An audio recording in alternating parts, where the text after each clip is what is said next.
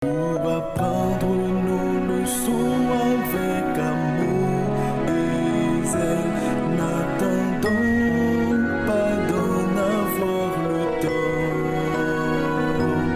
mais pour graver dans nos cœurs chaque leçon nouvelle, ayant chaque jour un instant. Amis, étudions nos leçons. Amis, étudions chaque jour. Et nous aurons la paix du cœur et de son grand amour. Si nous étudions chaque jour. Amis, étudions nos leçons. Amis, étudions chaque jour. Et nous aurons la paix du cœur et de son grand amour. Si nous étudions chaque jour.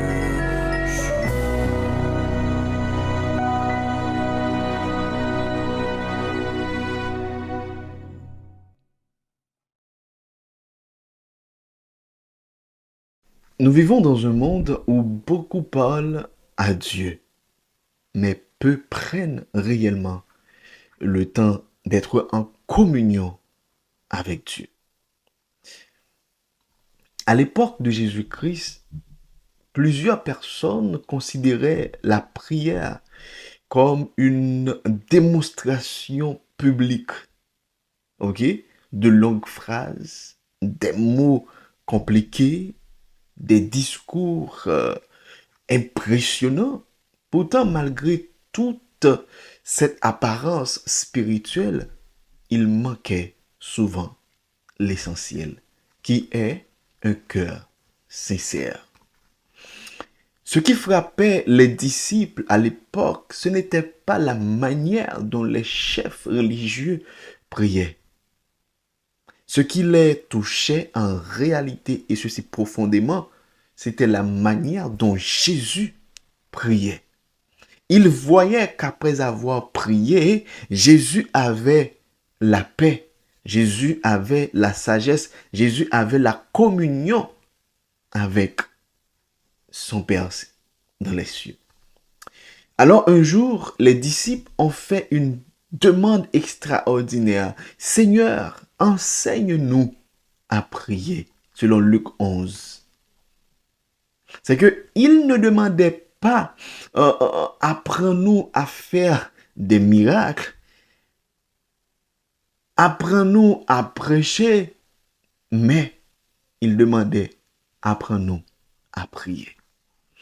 C'est parce qu'ils savaient, ou du moins c'est parce qu'ils avaient compris que la puissance de Jésus commençait dans la communion avec le Père. Aujourd'hui, mes frères et sœurs, Jésus veut nous apprendre à prier. Non pas avec des paroles compliquées, mais avec un cœur vrai. La prière n'est pas un spectacle, mais la prière, c'est une relation. C'est pourquoi le thème de notre étude pour aujourd'hui, c'est Jésus nous enseigne à prier. Avant d'entrer au cœur de la leçon, prions le Seigneur. Immortel roi des cieux, merci pour le privilège de venir dans ta présence. En ce moment d'étude, ouvre notre intelligence et parle à nos cœurs. Apprends-nous à prier sincèrement, avec humilité et foi, comme Jésus l'a enseigné à ses disciples. Alors que ton Saint-Esprit nous guide et transforme notre vie de prière. Au nom de Jésus, Amen. Mes frères et sœurs, mes chers amis, la prière commence par une relation. Notre Père qui est aux cieux. Jésus ne dit pas notre juge ni notre roi, mais notre Père. C'est que la prière chrétienne commence par une relation d'amour et de confiance. C'est que Dieu n'est pas distant, il est un Père accessible. Et le mot grec utilisé ici pour Père, c'est pater. C'est que ça exprime l'idée d'un Père protecteur, d'un Père proche et aimant. C'est que dans d'autres passages, Jésus utilise aussi l'expression araméenne Abba, qui signifie papa, qui signifie père, tendre. C'est que tout cela nous montre que Dieu veut une communion intime avec nous. Deuxième chose à savoir, c'est que la prière est l'une des choses qui nous rend la soumission. Que ta volonté soit faite. Souvent, nous prions pour convaincre. Et je dis, pas n'importe qui, Dieu. Okay? Pour convaincre Dieu à faire notre volonté. Mais la vraie prière nous amène à accepter la volonté de Dieu. Prier, ce n'est pas seulement demander. Prier, c'est aussi s'abandonner. Même Jésus à Gethsémani a prié, non pas ma volonté, mais la tienne. C'est que lorsque nous prions, ça rend nous humbles. Ok? C'est que c'est pas prier pour nous convaincre en Dieu, mais nous prier pour que c'est volonté de Dieu même qui passe. Non seulement la prière nous apprend la soumission, mais aussi la prière nous rend dépendants. Et ceci dépendant de Dieu. Donne-nous aujourd'hui notre pain quotidien. Le pain représente nos besoins physiques et spirituels chaque jour. Nous dépendons de Dieu pour la force, pour la santé, pour la sagesse, pour la paix et surtout pour la nourriture spirituelle. La prière nous rappelle que sans Dieu, nous ne pouvons rien faire. Rien faire. Mais frères et sœurs, non seulement la prière nous rend dépendants de Dieu, mais aussi la prière transforme le cœur. Dans la prière, pardonne-nous comme nous pardonnons aussi. C'est qu'on ne peut pas rester longtemps dans la présence de Dieu tout en gardant la haine dans le cœur. C'est que la vraie prière produit le pardon, 2, l'humilité, 3, la repentance, 4, et l'amour pour les autres. Et par-dessus tout, la prière est une protection spirituelle. Délivre-nous du malin. Jésus montre que nous sommes dans un combat spirituel réel. La prière devient alors une protection, un refuge, une arme spirituelle.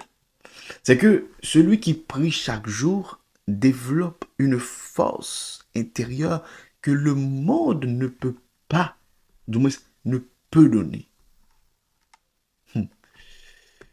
C'est que on raconte l'histoire d'un petit garçon qui avait peur chaque nuit pendant les orages. Un soir, après un violent tonnerre, il courut dans la chambre de son père. Écoutez mes frères et sœurs. Son père lui dit, tu sais que Dieu est avec toi dans ta chambre Et le petit garçon répondit, oui, papa, je sais. Mais parfois, j'ai besoin de Dieu avec de la peau. Alors son père le prit dans ses bras. Ok? C'est exactement ce que la prière produit. Elle nous rappelle que nous ne sommes pas seuls. Ok? Et Dieu devient proche dans nos tempêtes. Jésus n'a jamais enseigné une prière compliquée. Jamais. Mais il a enseigné une prière sincère. La puissance de la prière ne se trouve pas dans la longueur des phrases, ne se trouve pas dans la beauté des mots, ne se trouve pas dans la performance religieuse. La puissance de la prière se trouve dans un cœur connecté à Dieu. Aujourd'hui, Jésus nous adresse encore cette invitation. Viens parler avec ton Père. Mes frères et sœurs, peut-être avons-nous appris à travailler sans prier, à décider sans prier, à commencer nos journées sans prier. Mais Jésus nous rappelle ce matin, la prière n'est pas une obligation, mais c'est une respiration spirituelle. Si besoin vivre, c'est prier. Et si à partir d'aujourd'hui, nous décidions de chercher Dieu chaque matin avec simplicité et sincérité, car celui qui apprend à prier avec Jésus apprend aussi à vivre avec patience, paix et espérance. Mes frères et sœurs, notre Dieu est bien réel. Il est capable de faire. Il est capable de faire. Il suffit, lorsque nous prions, nous prions bien. Parfois, prier non pas exaucé, c'est en raison de, de, de, de motivation, en raison de comment que nous, pour qui ça nous prions, en raison de motivation. Seigneur, parfois il y a des gens qui prient du Seigneur, bam ça, parce que un tel fait me souffrir trop, me le ouais. C'est une mauvaise motivation. C'est que la prière, il doit accompagner d'une bonne motivation. Par exemple, on prie pour une machine, pas vrai, ou dans le besoin. Mais on dit, Seigneur, moi j'ai besoin d'une machine qui peut aider à le travail, aider à aller à l'église. Et en même temps, pour toujours prêt pour un monde qui a besoin. Ça, c'est une bonne motivation. Mais soit prier pour une machine, c'est pour faire pour faire que ou une belle machine, ou faire paraître dans le pays, on qui a gagné, du moins tout, c'est pour faire mon dans quartier ouais. So, mauvaise motivation. Mauvaise motivation. So, nous devons prier bien. So, nous ne pas dire plus, c'est tes amis, frères, Caleb. Pas oublier, partager, pas oublier, commenter et nous un pouce qui dit que on aime travail là, on aime vidéo. C'était une autre fois encore. Serviteur. Bye bye. Pas oublier, nous en pile. Shalom.